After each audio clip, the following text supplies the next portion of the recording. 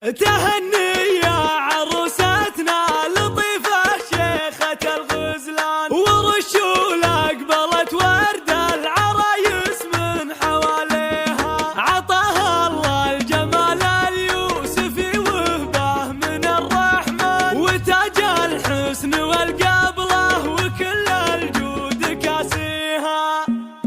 تهني يا عروستنا لطيفة شيخة الغزلان، ورشوا لأقبلت ورد العرايس من حواليها. عطاها الله الجمال اليوسفي وهبه من الرحمن، وتاج الحسن والقبله وكل الجود كاسيها. أنيقه بالدربه والوصايف تسحر الوجدان، عروستنا لطيفة فارقة والله محليها. تغنينا القصايد في لطيفة واجمل القفا، وفيها شعر يسمو بنت ابوها في معانيها. ابوها راعي الفزعة حمد مطبوخ وكحلة، هذا المسافري من لافت تسدح عزاويها. عريب الساسي كسب الفخر ومعرب الجدة، مواقفه حمد بالمرجلة كل سمع فيها. ولا ننسى معلي امك اصيله نهجها الإيمان، وذربه بالقبال السمح والطيب بمعاليها. ولك اخواني سند ظهرك وعز ومحزم مليان، على النوماس والفزعات ما خابتها قاويها. وعمامك صرح بالامجاد ولهم بالفعايل شان، صناديد الرجال اللي عريبات مجانيها. وخوالك كاسبين المجد والامداح بالمدى،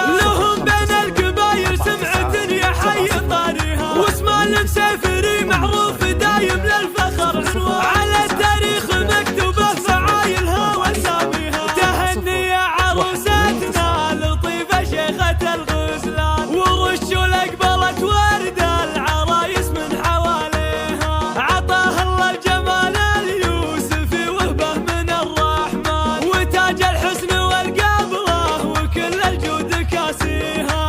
أنيقه بالذربه والوصايف تسحر الوجدان، عروستنا لطيفة فارقة والله محليها. تغنينا القصايد في لطيفة واجمل القفا، وفيها شعر يسمو بنت ابوها في معانيها. ابوها راعي الفزعة حمد مطبوخ وكحلة، هذا المسافري من لافت تسدح عزاويها. عريب الساسي كسب الفخر ومعرب الجدة، مواقفه حمد بالمرجلة كل سمع فيها. ولا ننسى معلي امك اصيله نهجها الإيمان، وذربه بالقبال السمح والطيب بمعاليها. ولك اخواني سند ظهرك وعز ومحزم مليان، على النوماس والفزعات ما خابتها قاويها. وعمامك صرح بالامجاد ولهم بالفعايل شان، صناديد الرجال اللي عريبات مجانيها. وخوالك